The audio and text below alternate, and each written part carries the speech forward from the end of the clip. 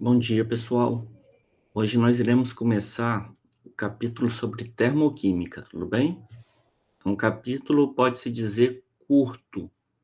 Na verdade, alguns detalhes desse capítulo eu acabei eliminando, né? São detalhes que não são tão relevantes.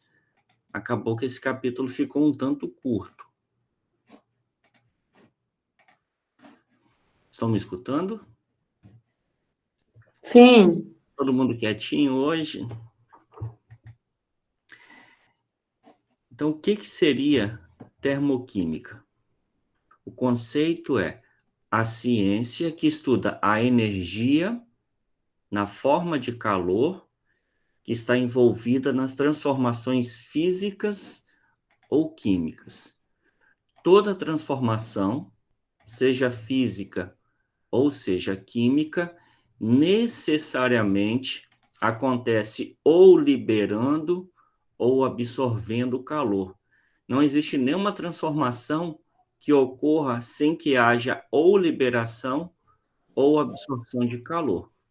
E aí nós teremos dois tipos de processos: os endotérmicos, endo para dentro, então calor para dentro. São aqueles processos que acontecem com absorção de calor. Exemplo, a fusão do aço, que é um processo físico de passagem do estado sólido para líquido. O sólido ganha calor, absorve calor, se transforma em líquido. E a vaporização do álcool, que é a passagem do estado líquido para gasoso. O líquido absorve calor e se transforma em gás. E existem também os processos exotérmicos, que são aqueles que acontecem com liberação de calor.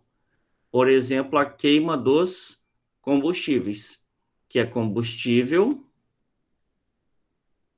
mais oxigênio do ar, produzindo CO2 mais água. Essas reações acontecem com liberação de calor. E o metabolismo dos alimentos, que também é uma combustão, só que controlada enzimaticamente. O combustível, que é o alimento, reagindo com oxigênio, que nós respiramos, produzindo CO2 que nós exalamos e água, e dessa forma nós obtemos calor. O calor que está envolvido nesses processos aqui é chamado de entalpia. Então, entalpia é a mesma coisa que energia. Então, variação de entalpia, símbolo ΔH, é a mesma coisa que a variação de energia, ou seja, é a quantidade de calor que é liberada ou absorvida em uma reação à pressão constante. Iremos trabalhar com situações em que a pressão é constante, sistemas abertos, por exemplo.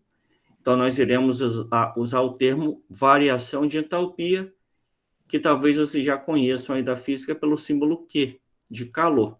Quantidade de calor trocado entre sistema e vizinhança, nós iremos chamar de ΔH, variação de entalpia. Dúvidas até aqui? tudo certo. Então, aqui nós temos exemplos de transformações físicas. São aquelas transformações que não envolvem a formação de uma substância nova. Então, nós temos a passagem do estado sólido para líquido, que é a fusão, de líquido para gasoso, que é a vaporização, que pode também ser chamada de evaporação, ebulição ou calefação, a passagem do estado gasoso para líquido, que é liquefação ou condensação, de líquido para sólido, solidificação, de sólido diretamente para gasoso, sublimação, e de gasoso diretamente para sólido, ressublimação. Então, nós temos aqui 6 processos, 6 transformações físicas. Cada uma dessas 6 transformações físicas acontece ou absorvendo ou liberando calor. Então, um sólido ganha calor para se transformar em um líquido. Então, a passagem do estado sólido para líquido é endotérmico, um líquido ganha calor para se transformar em gás. Então, a passagem do estado líquido para gasoso também é endotérmico. O gás perde calor para se transformar em líquido, então transformação exotérmica. O líquido perde calor para se transformar em sólido, então processo exotérmico. Cada um desses processos será, então, ou endotérmico ou exotérmico. E o ΔH será a quantidade de calor envolvida no processo.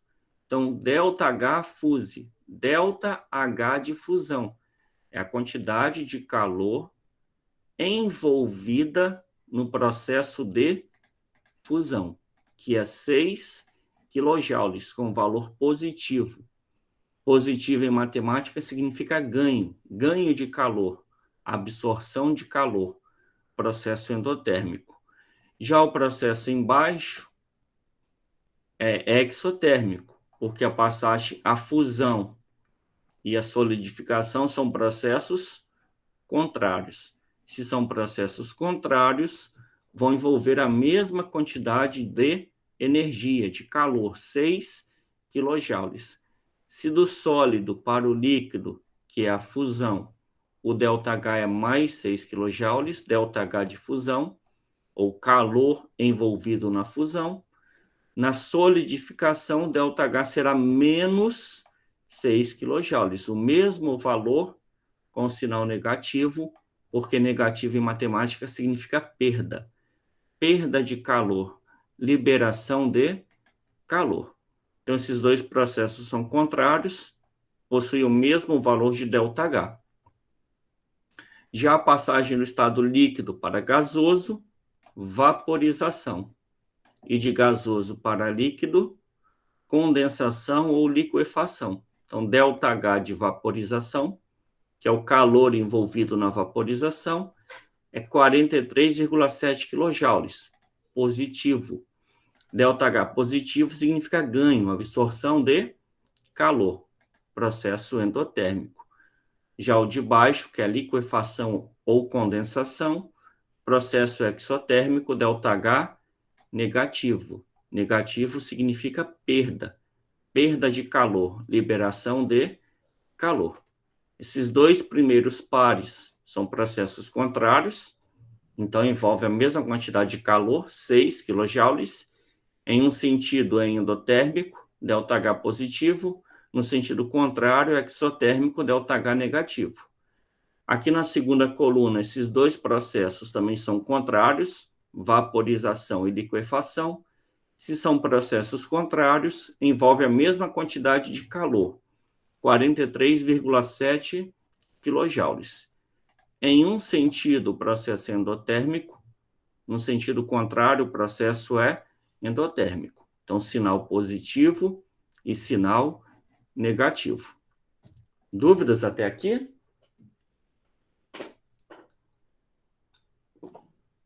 Tranquilo, professor?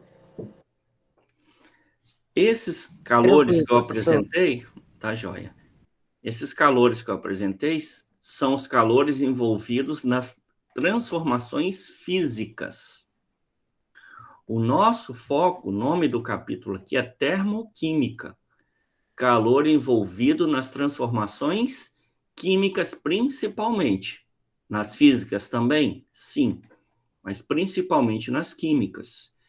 Então, deste slide em diante, nós começamos a trabalhar com calor envolvido em reações químicas, em processos, em transformações químicas.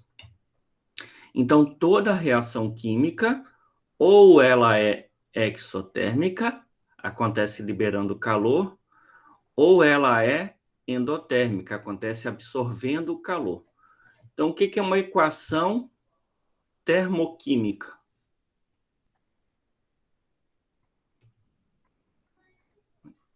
É uma equação química, então está aqui em preto, ó. C mais O2 produzindo CO2. Aqui é só uma reação química, ó. E aí, além da reação química, eu coloco mais calor. Estou colocando o calor que está sendo envolvido no processo. O que está do lado esquerdo são as substâncias que são consumidas. O que está do lado direito são as substâncias que estão sendo produzidas. Calor não é uma substância, mas tudo que está do lado direito é o que é produzido.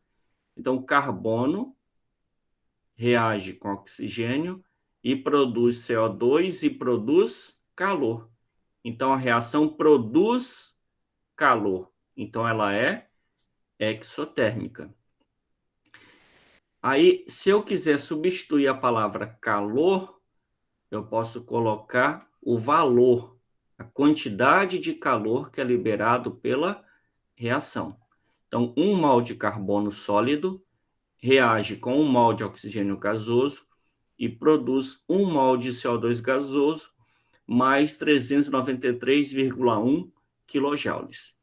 Este valor aqui é a quantidade de calor liberada nesta reação para essas quantidades de matéria, 1 mol, 1 mol e 1 mol. Este valor ele é experimental e é obtido através de um equipamento chamado calorímetro. Vocês não precisam memorizar os valores, somente entender o que significa. Eles são obtidos experimentalmente através de um equipamento chamado calorímetro. A gente faz essa reação aqui, realiza essa reação dentro de um calorímetro de combustão. Este equipamento vai medir a quantidade de calor que é liberado naquela reação. Então, hoje existem tabelas com várias reações e o calor que elas liberam. Se a gente não encontrar os valores já tabelados, a gente precisa fazer o experimento e determinar experimentalmente qual é o ΔH de uma reação. Se vocês observarem, nesses dois primeiros exemplos aqui, esse mais, ele faz parte da equação. Então, a equação é isso daqui tudo, ó.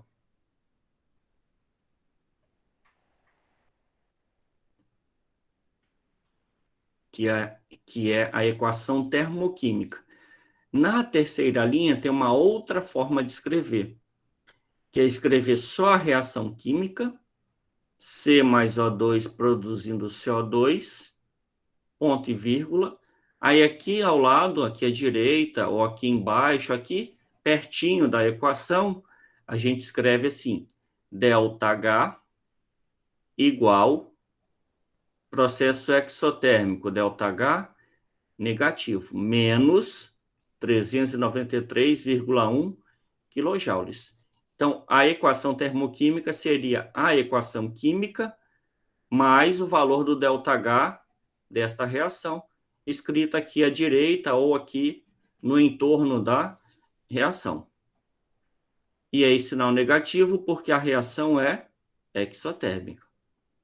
Observe que esse positivo aqui em cima não é o ΔH, é o mais da equação, como se fosse um E em português. Carbono e oxigênio produz CO2 e calor.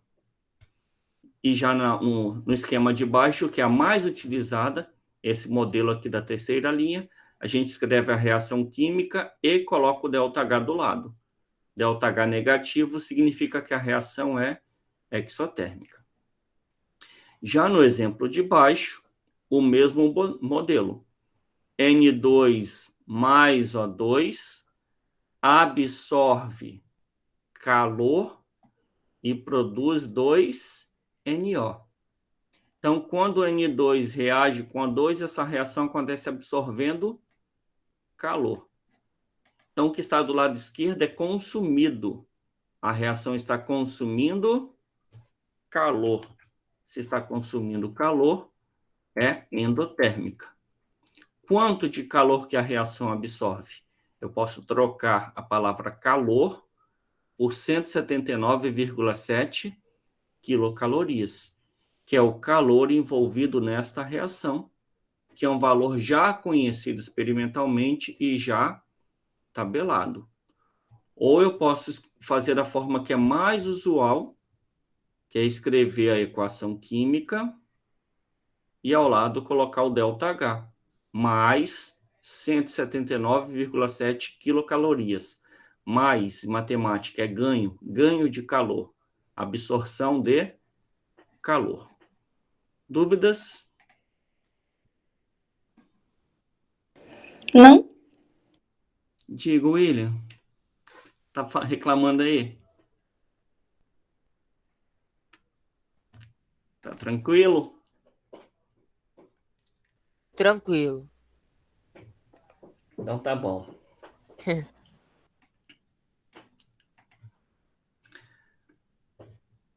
Aí, pessoal, em termoquímica e em demais assuntos da química como um todo, existe uma condição que é padrão. O que é uma condição padrão? É quando a temperatura do experimento é 25 graus Celsius, quando a pressão é 1 atmosfera. Aqui no começo eu falei que nós iríamos trabalhar com pressão constante. Pressão constante na prática significa sistema aberto. Se o sistema é aberto, a pressão do sistema é a própria pressão externa, que é de 1 atmosfera ao nível do mar. Então, temperatura de 25 graus Celsius e pressão de 1 atmosfera são condições padrões, são condições padrão em química. Em termoquímica, ainda surge mais uma variável, que é o estado alotrópico mais estável quando houver. O que seria isso? Observem, nós temos mais de um tipo de carbono sendo apresentado na natureza. Existe o carbono na forma de grafite, então grafite é carbono puro. E existe o carbono na forma diamante. E existem outras formas ainda, os fulerenos, os nanotubos. Vou citar esses dois exemplos aqui. Grafite é carbono puro, diamante é carbono puro. A diferença entre o grafite e o diamante está na estrutura cristalina. Então, o arranjo geométrico dos átomos de carbono no grafite é diferente do arranjo geométrico dos átomos no diamante. Isso faz com que eles sejam substâncias diferentes. Então, nós temos aqui dois alótropos. O que são alótropos? É o fenômeno de ocorrência natural de duas substâncias ou mais, né, duas ou mais substâncias formadas pelo mesmo elemento químico. Então, grafite e diamante são substâncias diferentes, mas formadas por um único elemento, que é o carbono. A diferença está na estrutura cristalina. Como grafite e diamante são substâncias diferentes, o seu conteúdo de energia também é diferente. Então, se eu pegar um mol de grafite, que são 12 gramas, e um mol de diamante, que são 12 gramas, o conteúdo energético de um mol de grafite e um mol de diamante não é o mesmo, porque não se trata da mesma substância. Então, para convencionar, foi atribuído ao alótropo mais estável entalpia igual a 0. Qual é o alótropo mais estável? O mais abundante na natureza. Quem é mais abundante, grafite ou diamante? Grafite. Se o grafite é mais abundante, é porque ele é o alótropo mais estável. Então, foi atribuído entalpia igual a 0. Então, o que está escrito aqui é entalpia do carbono grafite. Entalpia, a energia do carbono grafite é igual a 0. Não é que a energia do carbono é 0, mas eu estou convencionando. Se a energia do grafite é 0, quanto que é a do diamante? 1,9 kJ. Ou seja, 1,9 kJ a mais do que o grafite. Se o do grafite fosse 100, o do diamante seria 101,9. Como eu não sei quanto é a energia do grafite, eu estou convencionando o valor 0. E aí eu sei que a entalpia do carbono diamante é 1,9 quilojoules. A entalpia do diamante é maior do que a do grafite. Então, quando a natureza vai formar as substâncias, ela vai preferir formar aquelas substâncias cujo conteúdo energético é menor. A substância que tem o menor custo energético.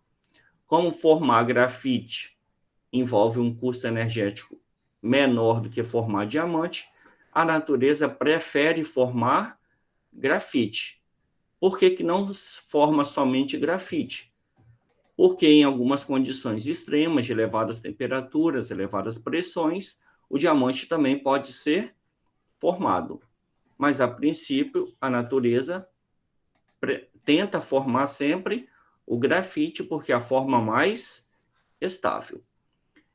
Então, sempre em termoquímica, sempre não, né? Sempre que nós estivermos trabalhando na condição padrão, a temperatura será 25 graus Celsius e a pressão será 1 atmosfera. E aí, quando houver alótropos, não são todas as substâncias que possuem alótropos, algumas somente, eu citei os quatro exemplos principais aqui. Quando houver alótropo, quem que vai ter entalpia igual a zero? Aquele que for mais estável. Então, na natureza, nós temos oxigênio gasoso e ozônio gasoso. O oxigênio é mais abundante do que o ozônio. O mais abundante é o mais estável. Então, a entalpia, a energia do oxigênio, por convenção, é zero. E quanto que é do ozônio? Eu não consegui encontrar o valor, mas é maior do que zero. Enxofre rômbico é aquele pozinho amarelo que vende em farmácia. O do experimento que vocês fizeram. E o enxofre monoclínico é uma forma mais cristalina, são cristais em forma de filamentos, ocorrência mais rara na natureza. Qual o enxofre que é mais abundante? O rômbico, aquele encontrado em regiões vulcânicas, ou monoclínico? O rômbico. Então, por convenção, a entalpia do enxofre rômbico é zero. E a entalpia do enxofre monoclínico é maior do que zero. E também existem dois tipos de fósforo. O fósforo vermelho, que é P índice N, sendo N um número muito elevado, tipo P índice 100, P índice 500, né? Inúmeros átomos de fósforo ligados entre si, que é o fósforo vermelho, a entalpia é igual a zero, porque ele é o mais abundante, é o mais estável. E existe o fósforo branco, que é o P4, que sua ocorrência é mais rara, então sua entalpia é maior do que zero. Então, sempre o alótropo mais estável, na temperatura de 25 graus Celsius, na pressão de 1 atmosfera, terá entalpia zero. Os demais alótropos, entalpia maior do que zero. Para o caso do diamante, que eu encontrei o valor tabelado, é 1,9 kJ a mais por mol. Por isso que a natureza prefere formar grafite do que formar diamante. Porque na hora de formar substâncias, a natureza vai procurar o caminho energeticamente mais favorável. Dúvidas?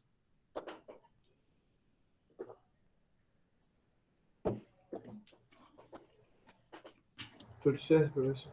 Oi? Pode Tudo falar? certo. Certinho? Então, se a gente voltar aqui, ó, nós vimos a equação termoquímica. Vou olhar para esse terceiro aqui, ó. C mais O2 produzindo CO2, ΔH menos 393,1 kJ. Essa equação termoquímica pode ser representada na forma de um diagrama de energia. Como que eu vou construir esse diagrama de energia? Vou construir da seguinte maneira, ó. Eu tenho a equação termoquímica aqui, e aí no eixo Y eu vou colocar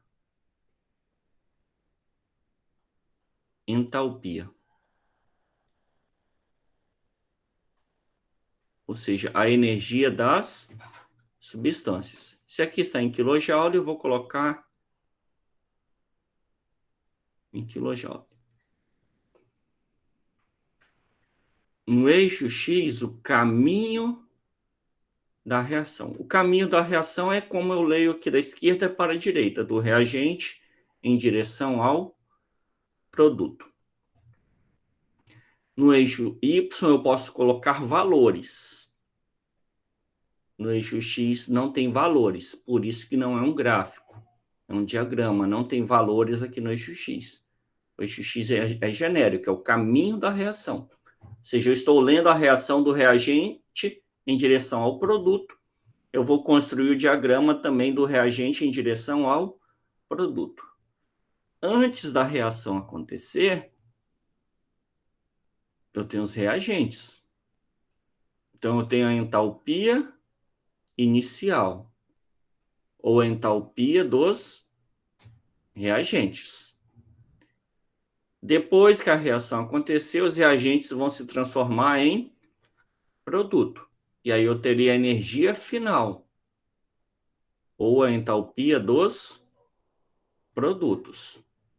Entre o início, reagente, e o final, que é o produto, ocorrerá a liberação de 393,1 kJ de calor, que é o ΔH da reação.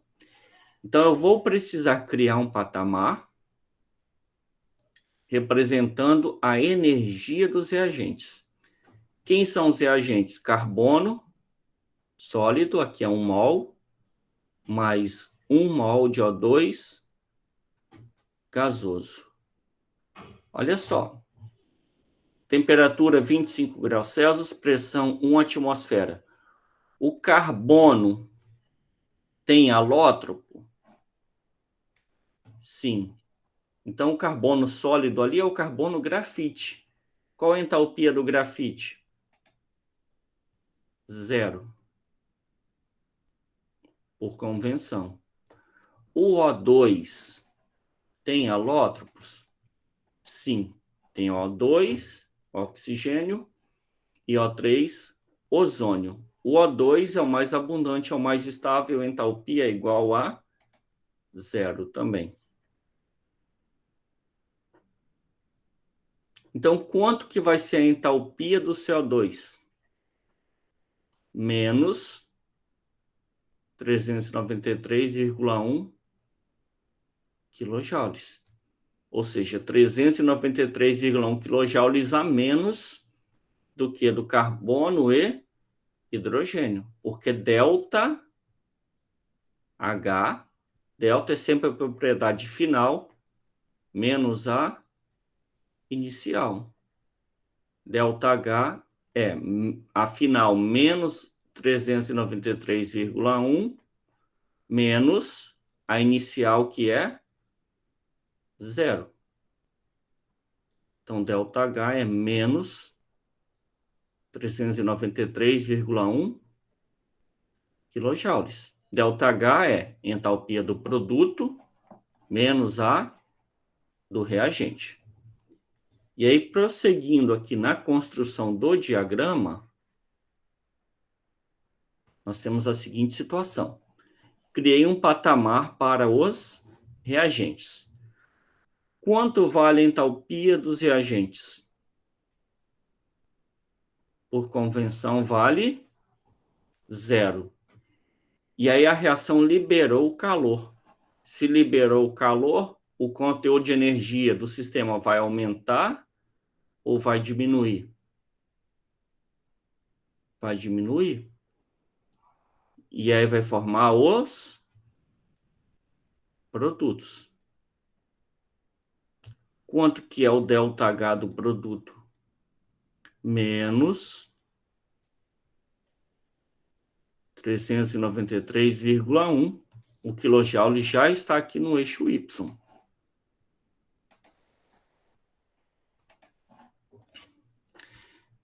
E aí, entre o reagente e o produto, nós temos aqui o ΔH. Daqui, onde começou, até aqui, onde terminou, é o ΔH da reação, que é menos 393,1 quilojoules. Isso significa que nessa etapa aqui houve liberação de calor.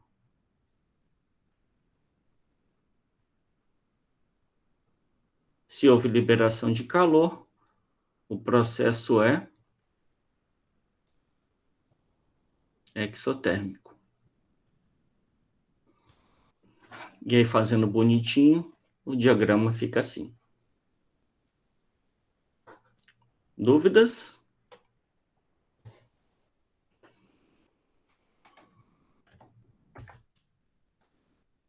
Tranquilo, pessoal? Tranquilo, professor.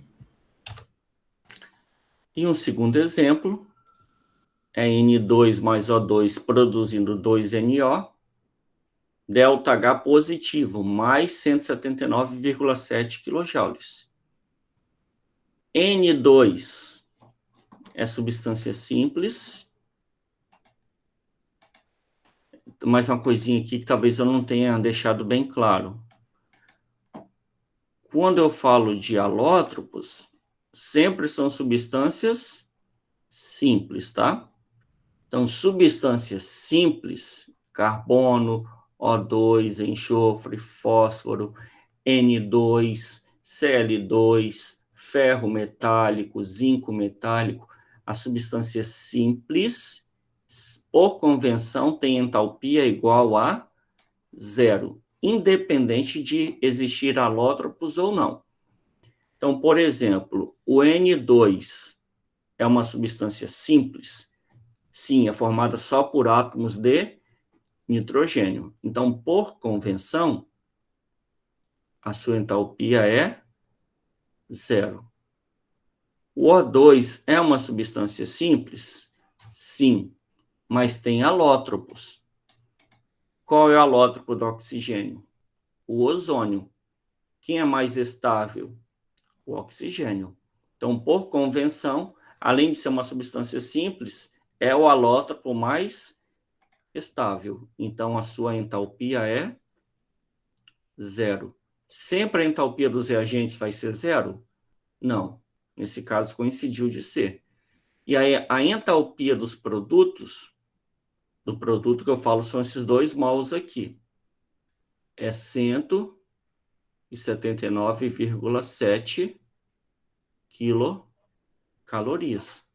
E aí, quando eu calculo ΔH, que é a entalpia final menos a inicial, é a final 179,7 menos 0, que é a inicial.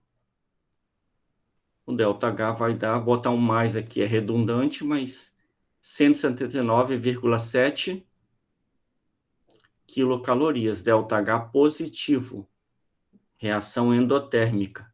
Acontece absorvendo calor. E aí, como é que eu faço o diagrama? Entalpia. Neste exemplo, expressa em quilocalorias. Caminho da reação dos reagentes para os produtos. Crio um patamar representando os reagentes. 1 mol de N2 mais 1 mol de O2. Entalpia inicial é zero. Se eu não souber quanto vale, eu só coloco HI e HF, tudo bem? Do reagente para o produto, houve absorção de calor.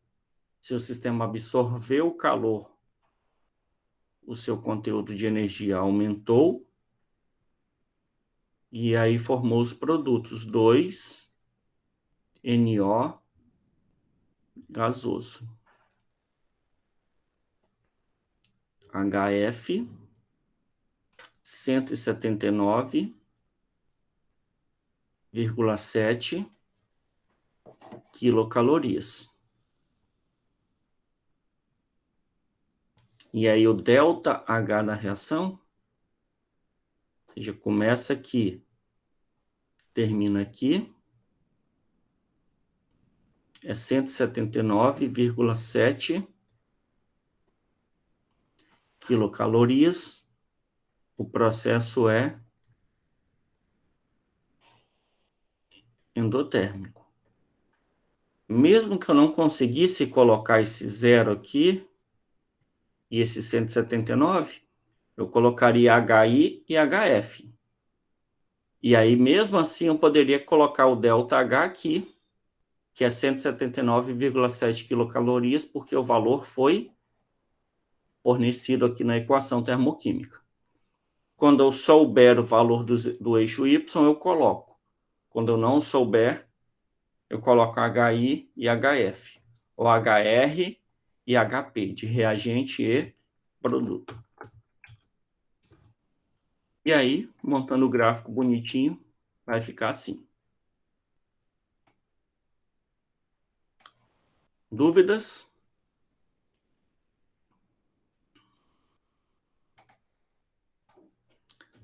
Professor, a Oi? gente vai lidar com calor latente, essas coisas? Não, isso é mais para física. Ah, tá. Porque aí Mas aquelas... é transformação física. Aí a Entendi. termoquímica também estuda essa parte de transformação física, mas o foco é direcionado para a transformação química. Então, é como se já viesse pronto. A gente não tem que fazer a fórmula de quantidade de calor. M vezes C vezes variação de temperatura. Ele já vem pronto. Isso aqui, esse Isso, valor, então, é determinado experimentalmente. entendi. Então, você tem que pesquisar a reação química e o calor envolvido na reação.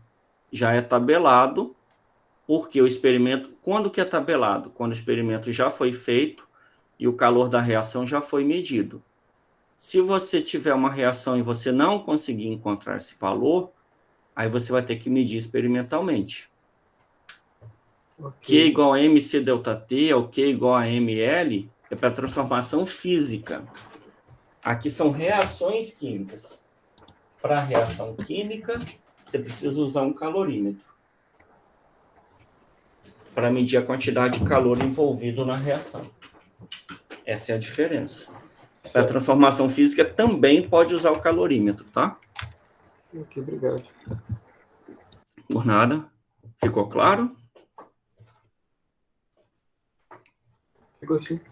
Então, pessoal, não é necessário memorizar o valor.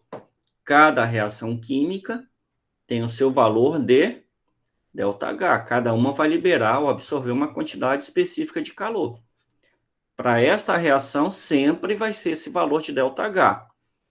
Sempre na condição padrão. Para esta reação aqui, na temperatura de 25 graus Celsius, na pressão de 1 atmosfera, naquelas condições que eu descrevi aqui, sempre o valor vai ser o mesmo.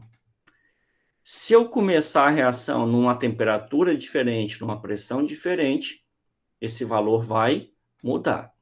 Então, todos esses valores que estão tabelados são nas condições padrão, tudo bem? Por exemplo, eu tenho um copo contendo água a 25 graus Celsius. Eu tenho o mesmo copo agora a 60 graus Celsius. Bom, para a água sair de 25 e chegar a 60 graus Celsius, ela precisou absorver calor. Então, a entalpia inicial aqui, ela não é a mesma da final. O conteúdo de um copo d'água a 25 graus Celsius não é o mesmo que da água a 60 graus Celsius. Claro que a entalpia final é maior do que a inicial, porque para a água sair de 25 e chegar a 60 graus, ela precisou absorver calor. Então, todos esses valores tabelados são tabelados para testes, né, para medidas a 25 graus Celsius e 1 atmosfera. Se eu alterar a condição experimental, esse valor vai alterar. E aí eu não vou encontrar valores tabelados. Se eu precisar do valor em uma outra condição experimental, eu vou ter que medir.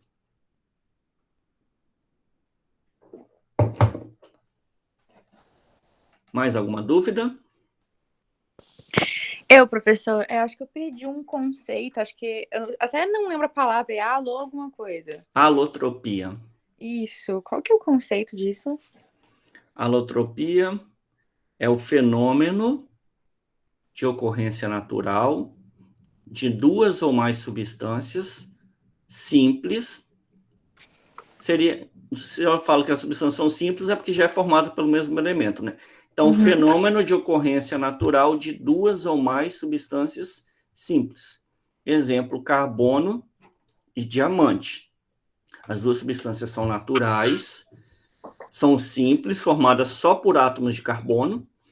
Então, grafite é carbono puro, diamante é carbono puro. A diferença entre o carbono e o grafite está na estrutura cristalina. O arranjo geométrico dos átomos no grafite é diferente do que no diamante. Isso faz com que essas duas substâncias sejam pares de alótropos. São substâncias diferentes, formadas pelo mesmo elemento químico, que é o carbono. A mais abundante, que é o grafite, é a que tem o menor conteúdo de energia. Entendi. Que aí, por convenção, é atribuída entalpia igual a 0. Ok, obrigada, professor. Aí não significa que a energia do grafite é 0. Mas aí, quando eu coloco que a do diamante é 1,9, eu quero dizer que a do diamante é 1,9 a mais do que a do grafite. Ah, sim. Aí, para ter um parâmetro, convencionou-se que o alótropo mais estável, grafite é mais estável que o diamante. O alótropo mais estável, na condição padrão, tem entalpia igual a 0. E aí, quando eu comparo o diamante com o grafite, eu vejo que a energia do diamante é 1,9 kJ a mais do que a do grafite. Aí tem O2 na atmosfera, O3 nas camadas mais elevadas da atmosfera. Só de CO2 e CO3, 2 átomos ligados e 3 átomos ligados, é porque as ligações são diferentes, o arranjo geométrico é diferente. Um enxofre rômbico e aquele enxofre em pó do experimento que vocês fizeram no semestre passado, que é o mais comum, e tem um enxofre monoclínico, que é de ocorrência rara, que são filamentos de enxofre, tipo agulha, formato de agulha, assim, amarelinha. Então, são estruturas cristalinas diferentes. Isso implica em diferentes energias. Beleza, Entendeu? professor. Entendi. Obrigada. Por nada. E aí, pessoal, uma reação que é muito, muito comum em termoquímica são as reações de combustão. O que é combustão? Combustível reagindo com oxigênio, normalmente do ar, produzindo gás carbônico e água. Então, digamos, a cara, o jeito, o perfil da reação de combustão é sempre assim, ó. Então, aqui nós vamos escrever, nós vamos completar as equações de combustão. 1 mol de etanol, C2H6O. Estou fixando esse valor 1 mol aqui, tá? Na condição padrão, 25 graus Celsius e 1 atmosfera. Qual o estado físico do etanol? Líquido. Diesel, líquido, e parafina, sólida. Então, pessoal, nas reações sempre tem que colocar o estado físico também.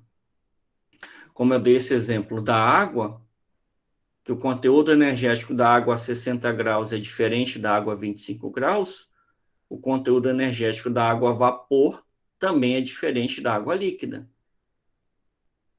O líquido absorve calor e se transforma em vapor. Então, o conteúdo energético do vapor de água é maior do que da água líquida. Então, sempre que eu for escrever a equação termoquímica, eu também preciso colocar o estado físico. Qual a condição padrão? 25 graus Celsius, 1 atmosfera. Qual o estado físico do etanol? Líquido.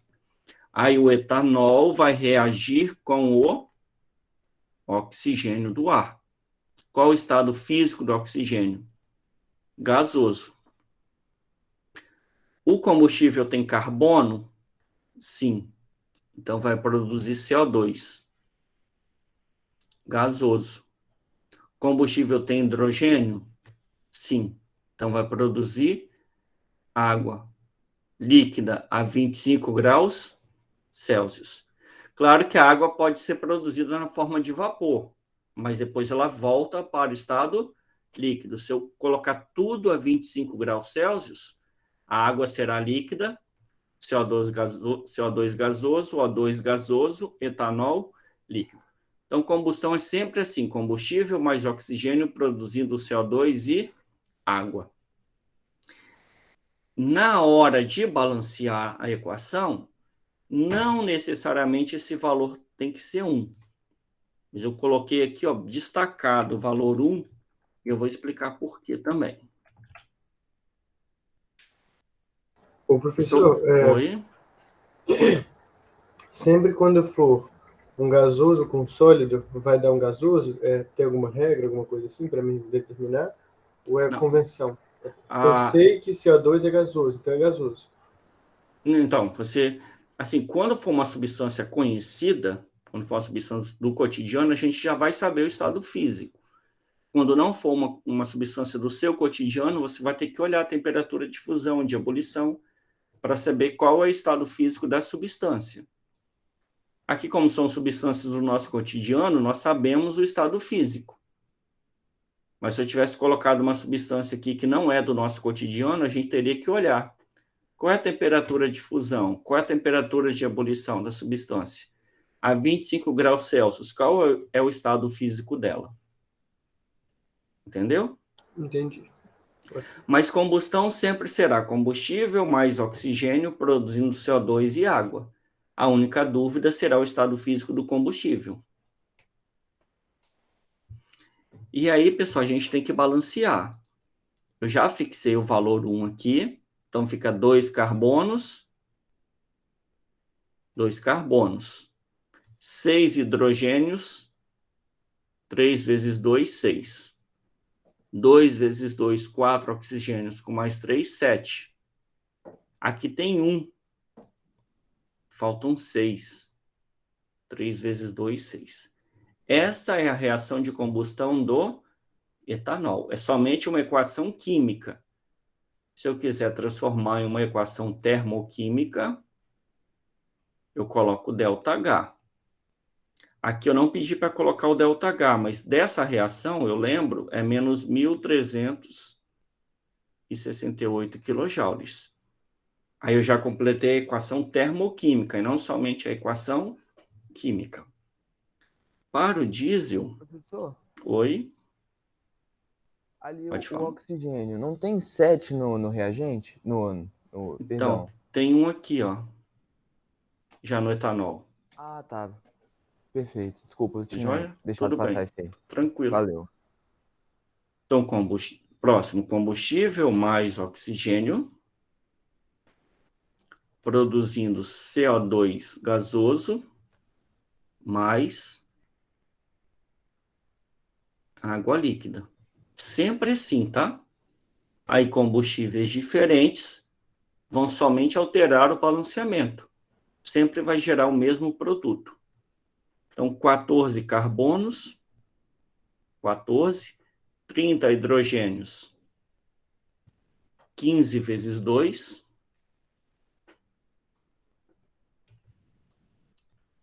oxigênio, 14 vezes 2, 28, mais 15, 43.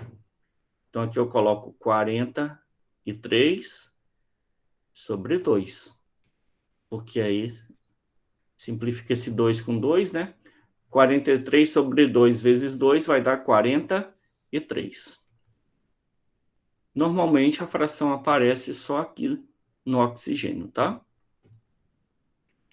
Poderia ser tudo o dobro, mas eu fixei o número 1 aqui. E parafina, pessoal, parafina é um hidrocarboneto com esta cadeia carbônica aqui, ó, geralmente acima de 30 carbonos. Então, aqui nós temos uma parafina com 40 carbonos. A estrutura dela é assim, ó, CH3, aí vem CH2, 38 vezes,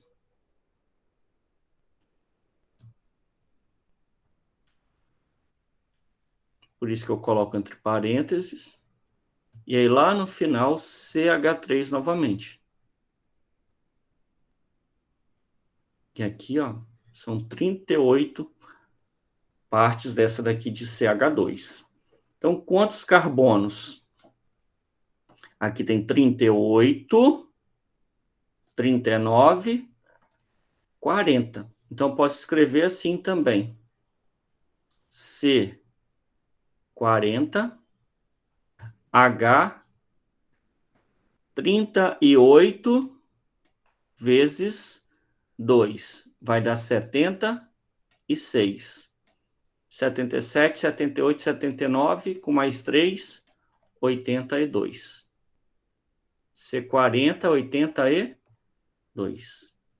Mais O2, produzindo CO2, estado físico, mais água.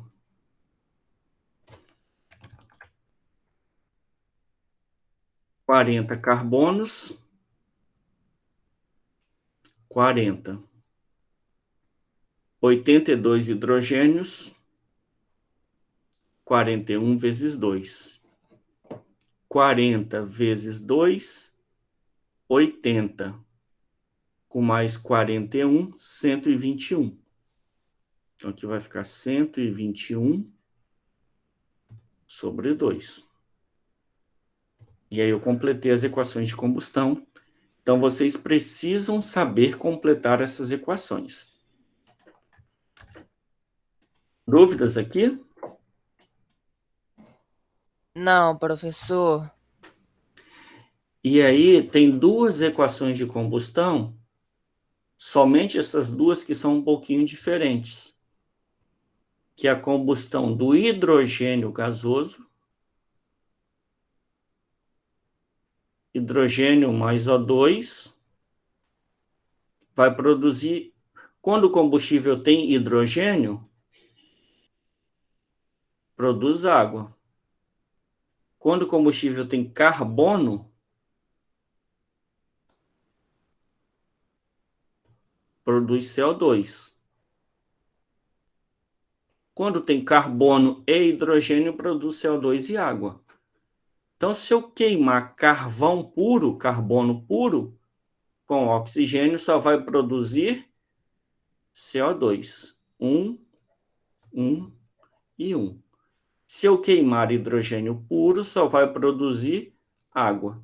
Então, H2 mais meio O2 vai produzir H2O.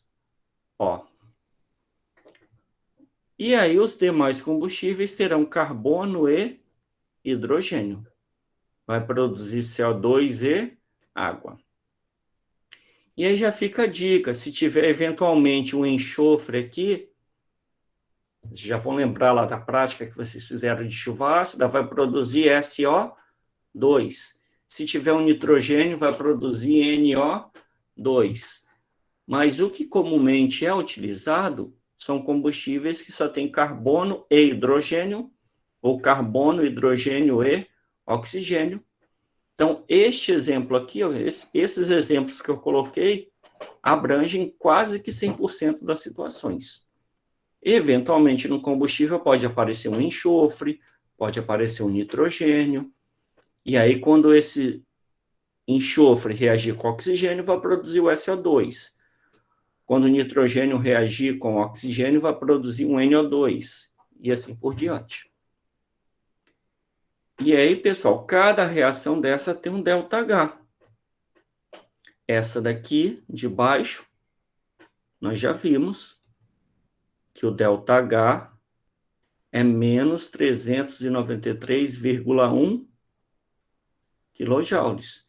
Essa de cima, se a gente olhar a tabela também, se eu não me engano, é menos 186 aproximadamente quilojoules.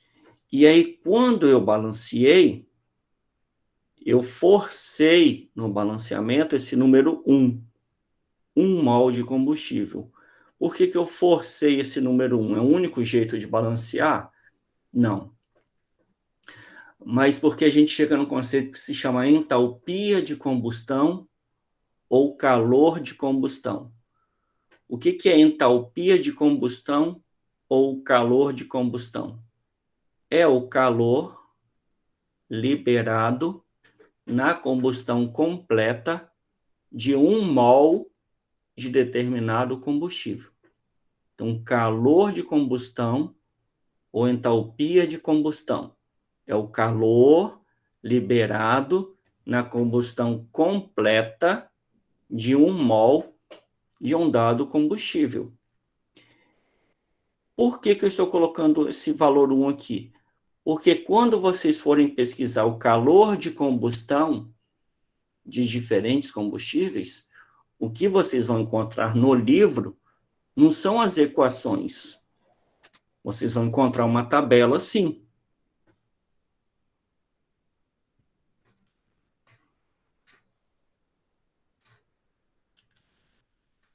Combustível e ΔH de combustão. Qual o combustível? Carbono sólido. Ou vai ter a fórmula ou o nome. ΔH de combustão menos 393,1 quilojoules. Aí vai estar lá etanol menos 1.368. Vocês não vão encontrar as equações. A equação de combustão é esse padrão aqui. Vocês vão encontrar o nome ou a fórmula do combustível e o ΔH de combustão. O que é esse ΔH? É o calor liberado na combustão completa de 1 mol de combustível. Sempre essa tabela será para 1 mol do combustível. Se vocês estiverem queimando 20 mols, vocês vão multiplicar esse valor por 20. Por isso que eu estou forçando colocar esse número 1. Porque este ΔH será o ΔH de combustão. Combustão sempre é exotérmico. Então, sempre ΔH negativo. Então, sempre o calor liberado na combustão completa de 1 mol de um dado combustível. Dúvidas? Não, professor.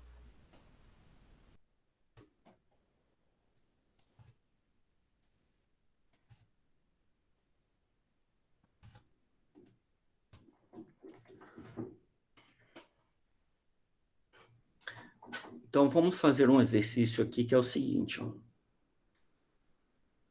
Sabendo-se que a entalpia de combustão do etanol é 1.368 kJ por mol e que a sua densidade é 0,8 gramas por ml, responda os itens a seguir. Letra A. Escreva a equação termoquímica que representa o processo. Então, equação termoquímica. Equação química acompanhada do ΔH. Qual é o combustível? Etanol. C2H6O é um líquido, mais O2 gasoso, vai produzir CO2 gasoso mais água líquida. 2 carbonos, 6 hidrogênios. 3 vezes 2, 6. 4 oxigênios com mais 3, 7. Aqui já tem 1. Faltam 6. 3 vezes 2. Equação química de combustão. ΔH, combustão sempre é exotérmica. Então, ΔH negativo. Quanto? 1.368 quilojoules por mol. Por mol de quê? Por mol do combustível. Porque aqui é 1. Então, menos 1.368 quilojoules. Letra A.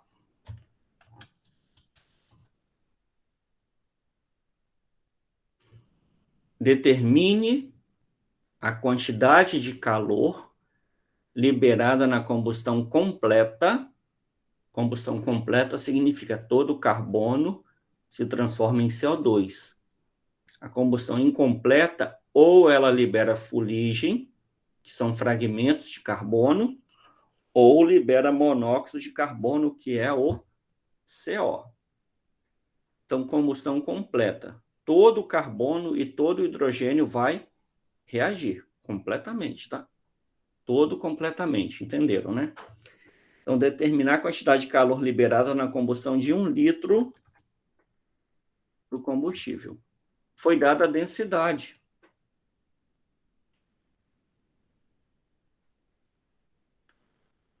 Zero vírgula 8 gramas por ml. Então, em 1 litro, que são 1.000 ml, M vai dar 800 gramas, que é a massa de etanol contida em 1 litro. E aí eu crio uma coluna assim, ó. C2H6O. E a outra eu posso colocar ΔH, ou eu posso colocar assim, calor.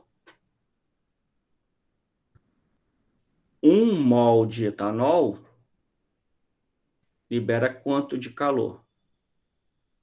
1.368 quilojoules.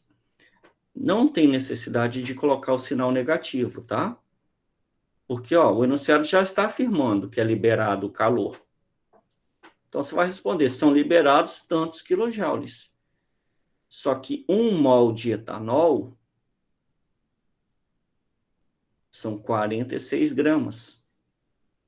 C2H6O.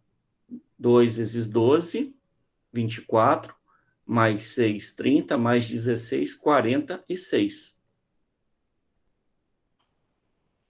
Então, 1 mol são 46 gramas. Libera 1.368 quilojoules. Então, se eu queimar 1 litro, que são 8 gramas, vai liberar quanto de calor? Q.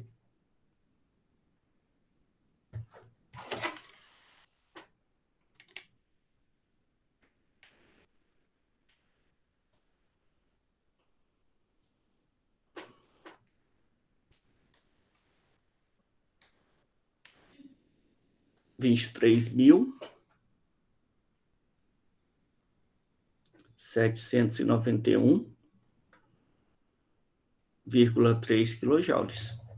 É o calor liberado na queima de 1 litro do combustível.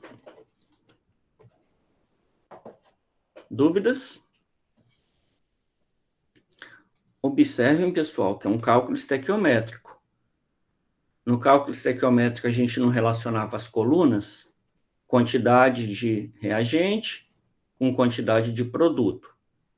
Eu poderia, por exemplo, a partir de 1 litro de CO2, encontrar a massa de CO2 ou volume de CO2 que foi liberado na atmosfera. Eu posso relacionar a coluna de substância A com a substância C, ou eu posso agora também inserir mais uma coluna, que é a de energia. Então, posso trabalhar aqui com 5 colunas. 4 colunas para substâncias, mais uma coluna para a energia envolvida no processo. Então, agora é um cálculo estequiométrico com mais uma coluna, com mais uma variável, que ao invés de ser quantidade de substância, é quantidade de calor envolvido no processo. Então, quanto determine... Alguém quer falar? Eu ia fazer uma pergunta, mas Pode assim, não tem perguntar. muito a ver com o que você está falando. Pode perguntar. Se na equação eu tenho uma reação entre dois gases e o produto é um líquido, eu posso afirmar com certeza de que essa é uma equação exotérmica? Não, pode não. Não? Dois gases... Não, você não está falando de combustão. Você está pegando dois gases, gás A e o B, reagindo e produzindo um líquido. E dizer que é exotérmica? Não dá para afirmar, não.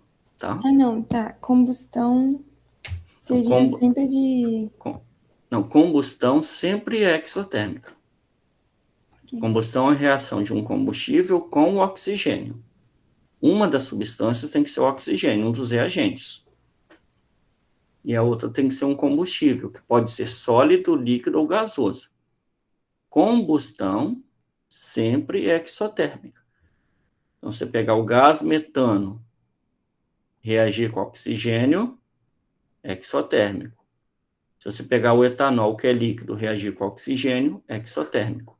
Se pegar a parafina, que é sólida, reagir com oxigênio, é exotérmico. Mas dois gases reagindo, não é uma combustão. Dois gases reagindo e produzindo um líquido, pode ser endotérmico ou pode ser exotérmico. Tá? Entendi. Obrigada. Por nada. Bom, estou queimando 1 litro de combustível. 1 litro, a gente já viu que são 800 gramas do combustível. E aí eu quero determinar o volume de gás carbônico liberado. Volume de CO2, né, liberado, porque ele é o produto, na CATP, nas condições ambientais de temperatura e pressão. 25 graus Celsius e uma atmosfera.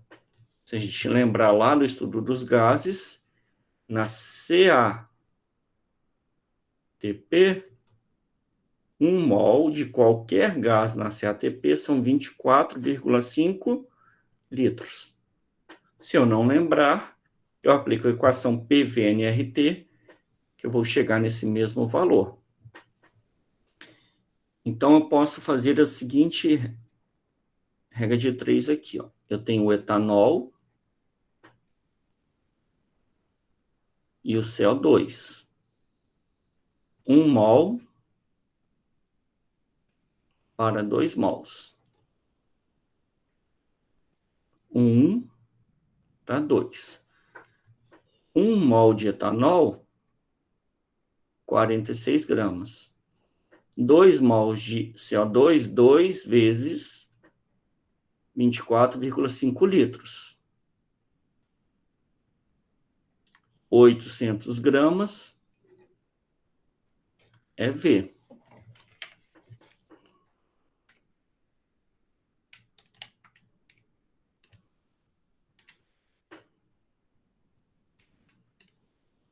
Então, vai dar 852,2 litros de CO2.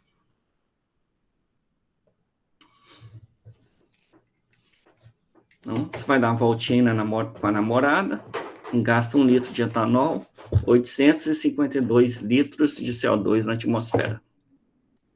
Dúvidas? Professor, só para convencionar aqui, na CATP, aqui fala que 1 mol tem um volume de 25 litros, e na CNTP Aqui fala. é 22,4. Onde você está olhando? Tá um site aqui. Tá. É porque é 24,5. Às vezes, é arredondado para 25 para facilitar os cálculos. No Enem, por exemplo, o valor é arredondado para 25. A gente tem que saber de cabeça ou está no enunciado isso? Não, olha só, isso a gente estudou lá no capítulo de gases. Eu lembro. Mas você pode lembrar isso aqui. PV é igual a nRT. Pego o P, passo dividindo. Ok? Quantos mols?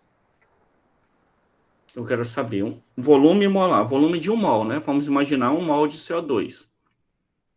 Vezes 0,082 atmosfera litro por Kelvin mol. Vezes 25 graus Celsius, que é 298 Kelvin. E pressão, 1 atmosfera. Simplifico. ATM com ATM.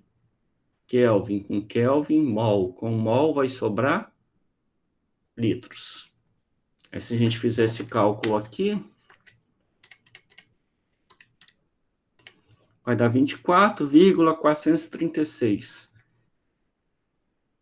Aqui é 0,08205 ainda, se for botar mais casas. E é 298,15. Vai dar 24,46, que é aproximadamente 24,5 litros. Esse é o volume de 1 mol de qualquer gás na CATP. O que é CATP? 1 atmosfera e 25 graus Celsius. Ok? Show. E o outro valor tá certo, então. É 25 é um valor aproximado. Não, mas o do CNTP é 22,4. 22,4. 22,38 se você fizer os cálculos certinho. Certo.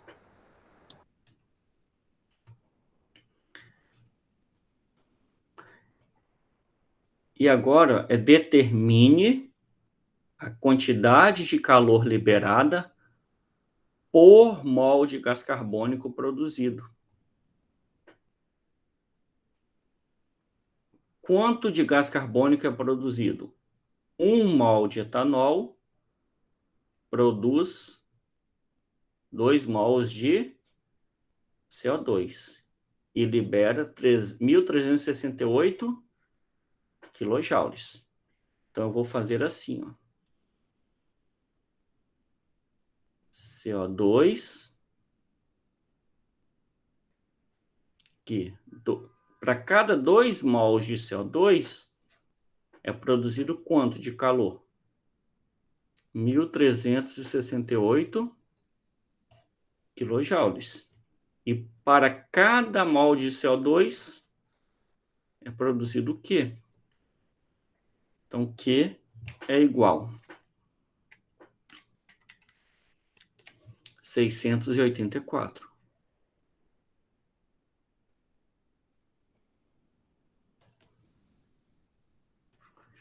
E aí eu posso escrever o ΔH assim, ó, da reação. ΔH é igual a menos 1.368 quilojoules por mol. Por mol de quê? Do combustível. Ou ΔH é menos 1.368 quilojoules. Não. Menos 684 quilojoules por mol de CO2. Quando eu não digo mol de quê, é porque é do combustível. Mas como agora é do CO2, eu tenho que escrever que para cada mol de CO2 produzido, é liberado 684 quilojoules. Ou seja, para cada mol de CO2, é meio mol de combustível. Então, tá aqui, ó, meio mol de combustível vai produzir 1 mol de CO2, que vai produzir 684 quilojoules. Dúvidas?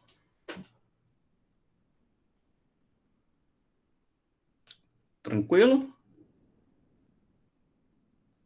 Tranquilo, professor. Agora, pessoal, essa questãozinha aqui, ó. Deixa eu dar uma olhadinha nela, que ela cai muito em Enem, tá? Tá bom.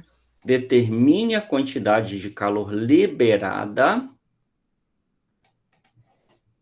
por mol de gás carbônico produzido.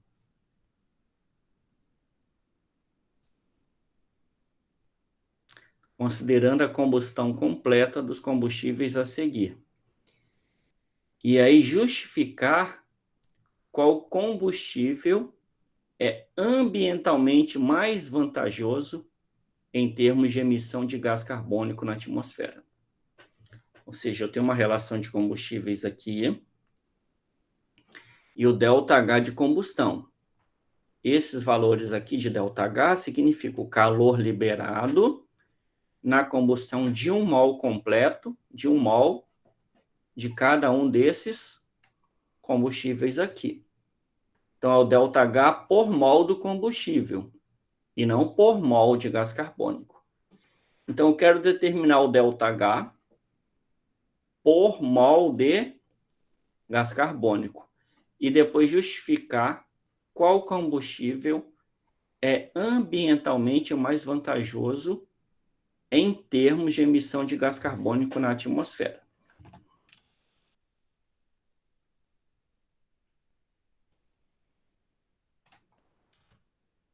Eu vou listar os combustíveis aqui, ó. H2, carbono, CH4.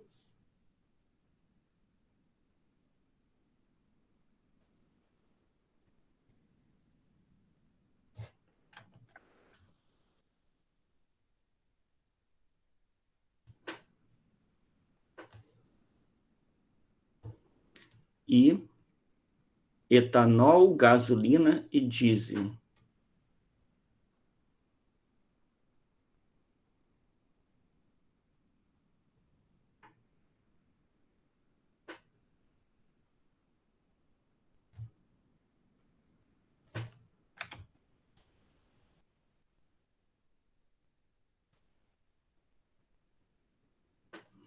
São 6 combustíveis aqui.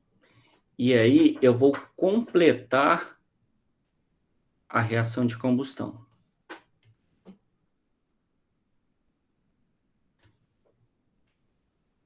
Fixando o valor 1 aqui, ó.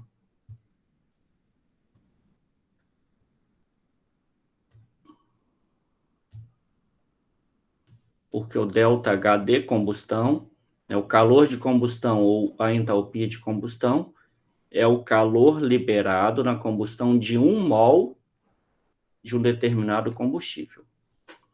Então, H2 mais meio O2 gasoso vai produzir água líquida. C mais O2 gasoso, CO2 gasoso. CH4 mais 2O2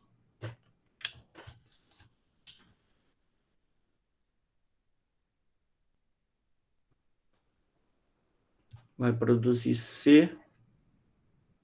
CO2 gasoso mais 2H2O líquido. C2H6O mais 3O2 gasoso vai produzir 2 CO2 gasoso mais 3H2O. C8H18, que é a fórmula simplificada da gasolina, né? Mais 25 sobre 2O2 vai produzir 8 CO2 mais 9H2O. E C14H30, que é a fórmula simplificada do diesel, mais 43 sobre 2O2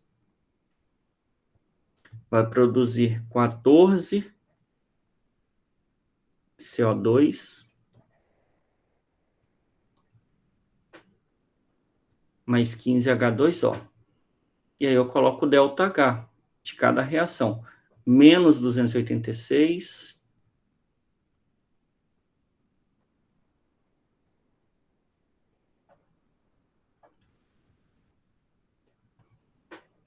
Menos 393.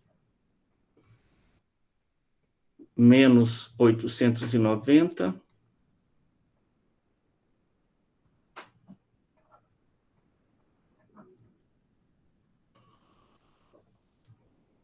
Menos 1.378.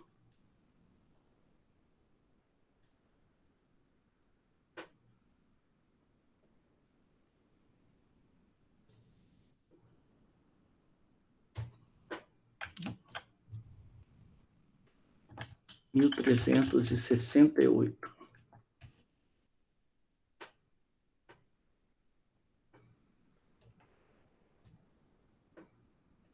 Menos 5.471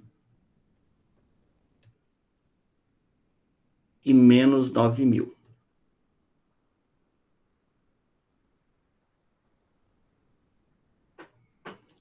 Dúvidas até aqui? Escrevi as equações termoquímicas.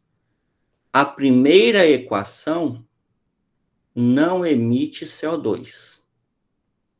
As demais emitem. E aí, quantos mols de CO2?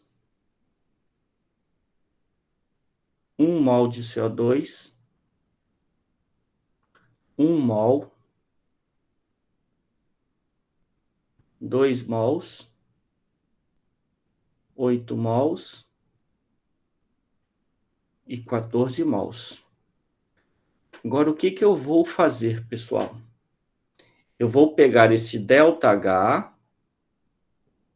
menos 393 kJ. Isso aqui é o quê? Por mol do combustível, certo? Vou dividir por 1. Para cada 1 mol de carbono queimado, é produzido 1 mol de CO2. E é liberado quanto? 393 quilojoules por mol de CO2. 1 mol do combustível produz 1 mol de CO2 e libera 890 quilocalorias.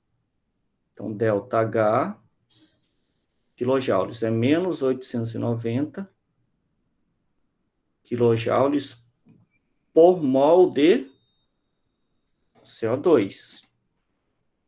1 mol de combustível produz 2 mols de CO2 e produz 1.368 quilojoules de calor. Pego 1.368 e divido por 2. Então, para cada mol de CO2 será produzido 684 quilojoules.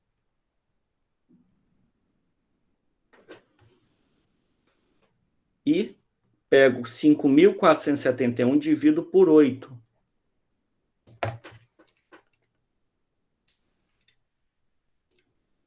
Que vai dar menos 683,9.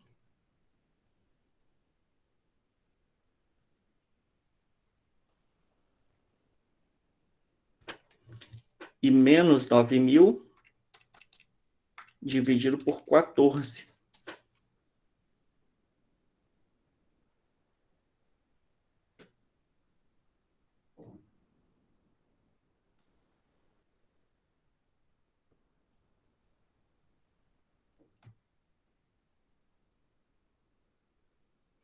E lá no primeiro exemplo, não tem como eu dividir por 0, que dá uma indeterminação. Então, eu boto menos 286 quilojoules sem emissão de CO2.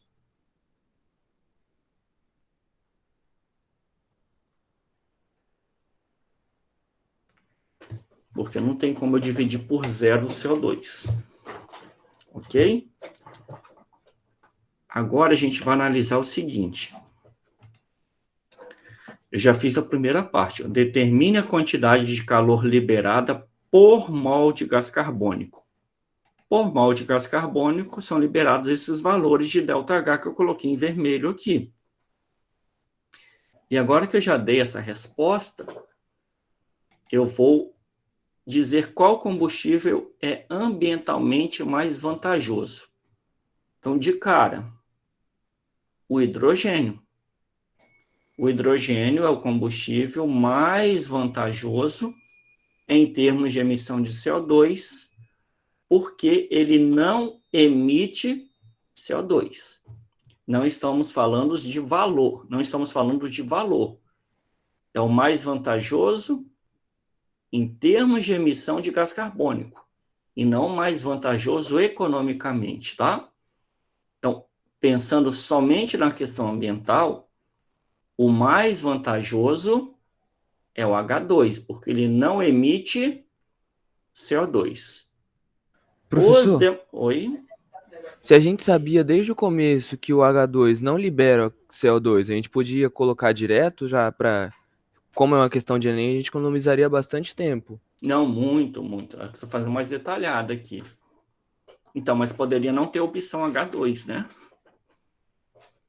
Ah, entendi. Mas Entendeu? então é no caso de ter essa opção, né? A gente Não, poderia já sim, colocar sim. direto.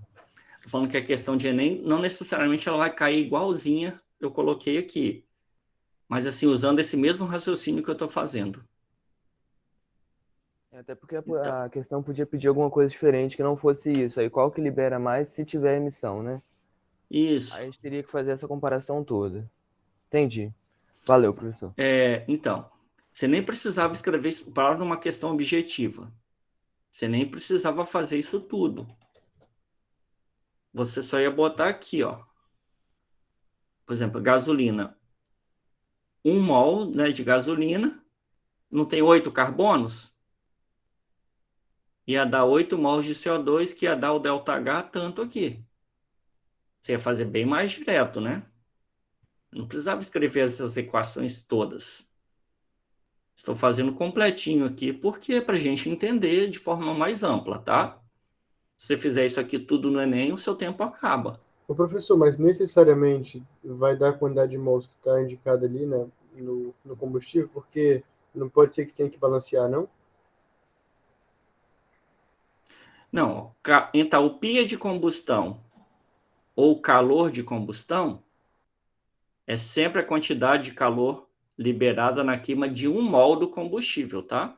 Não, Lembra que eu falo? é o seguinte, carvão tem sempre necessariamente 1 mol de carbono e o outro tem 8 mols de carbono só porque está ali, não tem que fazer essas contas, então. Sim. Olha só, esses valores que eu coloquei em azul não é sempre para 1 mol de combustível? Uhum. Se o combustível tem 2 carbonos, vai produzir 2 CO2. Se tem 8 carbonos, vai produzir 8 CO2. Você nem precisa escrever a equação. Okay. Tipo gasolina. Se a gasolina tem 8 carbonos, vai produzir 8 mols de CO2. Então, é 5.571 kJ para 8 mols, ou 683,9 por mol. Você simplesmente vai pegando esses números aqui, ó. Você ia pegar, fazer uma coluna aqui do lado. E aqui você ia dividir por 1. Dividir por 1. Dividir por 2. Dividir por 8. E dividir por 14. E aqui você não vai dividir por 0, mas você ia entender que é sem emissão, né?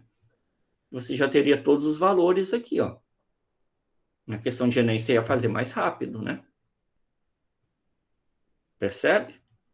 Se você já sacar que o diesel tem 14 carbonos, então ele vai produzir 14 CO2. Então você pega esse 9.000 aqui e divide por 14, você vai achar o ΔH por mol de CO2.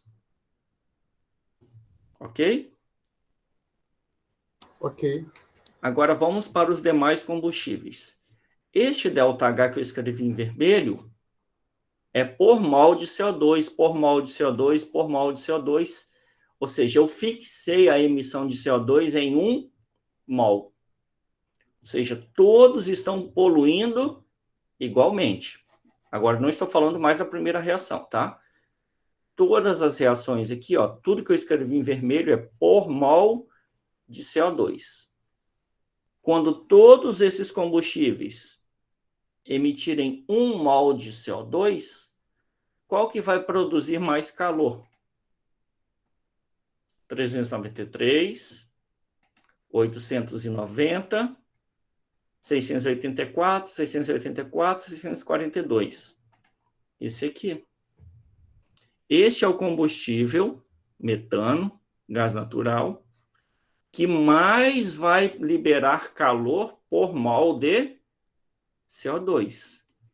E o carvão é o que menos vai liberar CO2, ou é o que menos vai liberar calor por mol de CO2.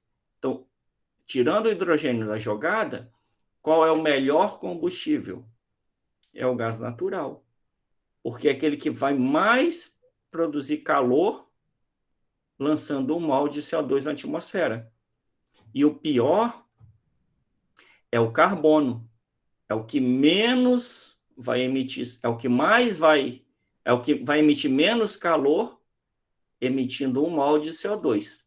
Se todos vão poluir a mesma coisa, se todos vão poluir 1 mol, se todos vão emitir 1 mol de CO2, qual é o combustível que é melhor?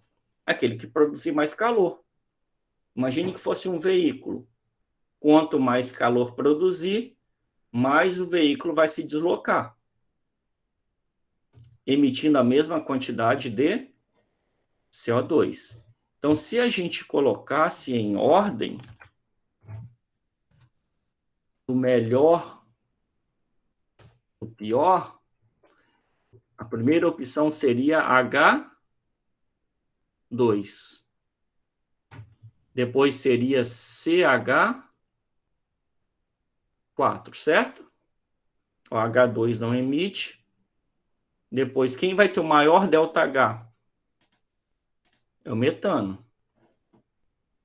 Depois vem gasolina, C8H18 e diesel, pode-se dizer empatado, né? Esses dois valores, né, na prática, é praticamente o mesmo. Então, CO2, vou botar etanol e gasolina.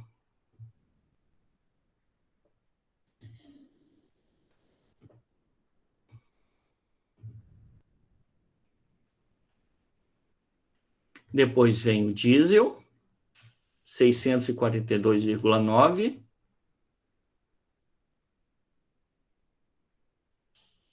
E por último, o carvão. Essa seria a ordem de acordo com os cálculos que nós fizemos. E aqui a sequência seria a emissão de CO2. Menor emissão, maior emissão.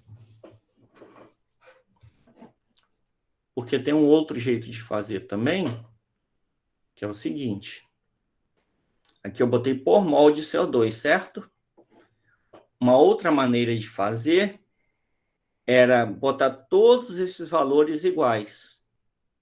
Ou seja, eu vou escolher aqui 9.000. Eu faria todos ficarem 9.000.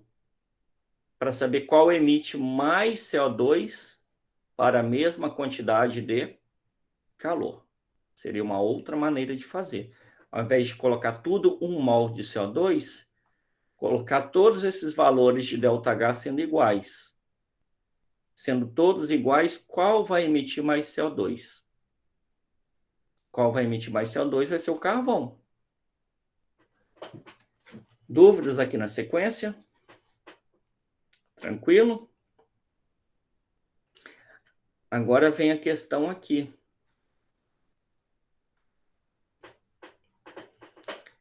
Imagine que nessa questão não tivesse H2. Porque H2 é um combustível muito caro. Os demais combustíveis aqui já são mais acessíveis. ficaria essa sequência aqui.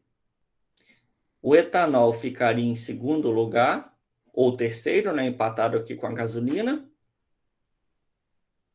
Ou eu jogaria o etanol aqui para a primeira posição.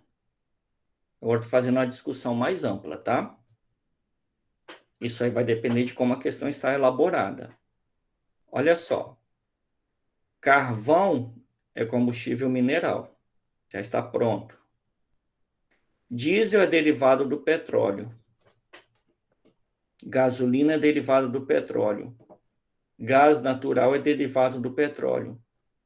E etanol é biocombustível.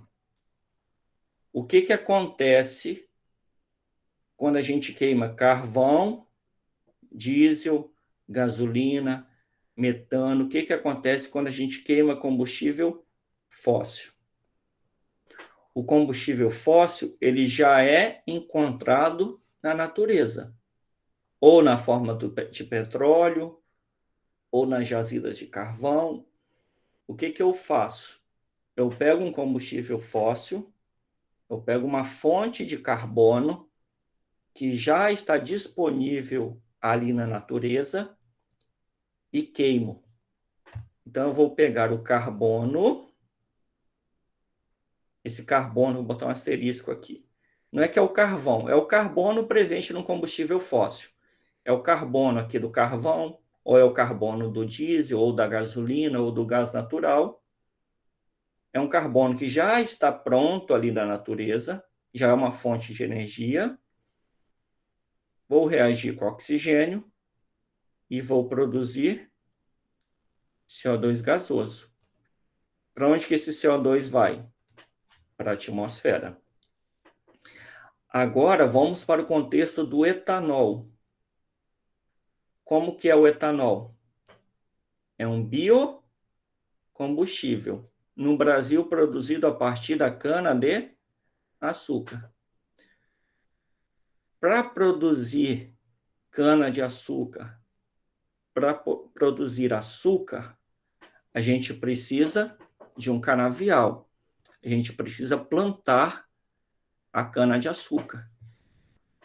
Como que funciona o crescimento de um canavial? Através da fotossíntese.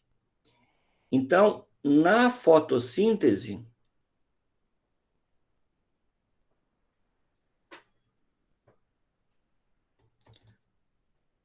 o CO2 da atmosfera será convertido em carbono. Esse carbono que eu estou falando é carbono na estrutura da planta. Carbono que está lá no açúcar, carbono que está na celulose, na hemicelulose, no esqueleto carbônico da planta. Como que uma planta cresce? Como que uma planta constrói o seu esqueleto carbônico? Extraindo carbono na forma de CO2 da atmosfera. Então, quando eu planto cana-de-açúcar, e aquele canavial vai se desenvolvendo, ele está removendo o CO2 da atmosfera. Todo esse carbono que está no canavial, na forma de matéria orgânica, advém do CO2 da atmosfera. Depois eu vou pegar o canavial, ou seja, eu vou pegar o carbono da cana-de-açúcar, vou transformar em etanol, vou queimar o etanol e vou produzir CO2. Ou vou pegar o bagaço da cana, vou queimar na caldeira e produzir calor e também produzir CO2. Ou seja, eu estou devolvendo o CO2 para a atmosfera. Ou porque eu converti açúcar em etanol e queimei o etanol e produzi CO2, ou porque eu peguei o carbono lá do bagaço da cana, queimei e produzi CO2 para obter calor. Todo esse CO2 que está sendo emitido na atmosfera foi previamente consumido durante a fotossíntese. Então, teoricamente, o saldo de emissão de CO2 é nulo. Todo o CO2 que é emitido na atmosfera, quando a gente queima o etanol, ele foi previamente absorvido pela fotossíntese. Então, se eu pensar assim, o melhor combustível, né, sem falar do hidrogênio, seria o etanol. Quando eu olho pelos cálculos, não. Mas quando eu faço análise de que ele é um biocombustível, que ele, para se obter o etanol, houve um processo de fotossíntese anteriormente, houve remoção de CO2 da atmosfera e depois uma devolução de CO2. Considerando que isso tudo é perfeitinho, né, que as combustões são todas completas, que a fotossíntese está ocorrendo tudo de forma perfeitinha, o saldo é nulo. Ou seja, a queima do etanol não emite, entre aspas, CO2, emite um CO2, mas que foi consumido anteriormente pela fotossíntese durante o desenvolvimento do canavial. Então, se eu for fazer uma análise mais aprofundada, eu jogaria o etanol aqui para a primeira posição. Né? Agora, não estou falando mais de CO2, né? de H2. Claro que o H2 é o melhor, mas ele é muito caro. Ele é ainda inviável economicamente dizendo. Os demais combustíveis aqui estão dentro de uma viabilidade econômica. Claro que um mais viável do que o outro, né? Só que, ambientalmente, etanol. Aí, hoje em dia, a maioria, praticamente todo carro é flex. Todos, eu acho, né? Nós temos o etanol e temos a gasolina. Os dois valores aqui deram empatado. 684, 683,9. Para emitir a mesma quantidade de CO2, eu posso abastecer com etanol ou com gasolina, tanto faz. Se eu for pensar no meio ambiente, o que eu vou fazer?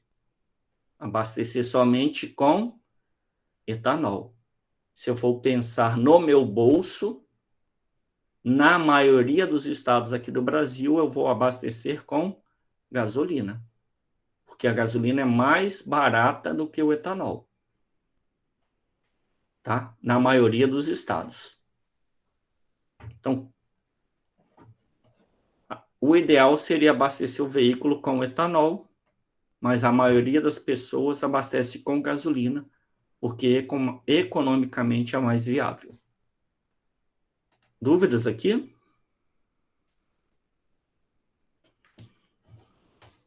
Vocês estão aí? Sim. Oi, entenderam? Maravilha. Tranquilo? Tem dúvidas? Tranquilo, professor. Podemos encerrar então por hoje? Podemos sim.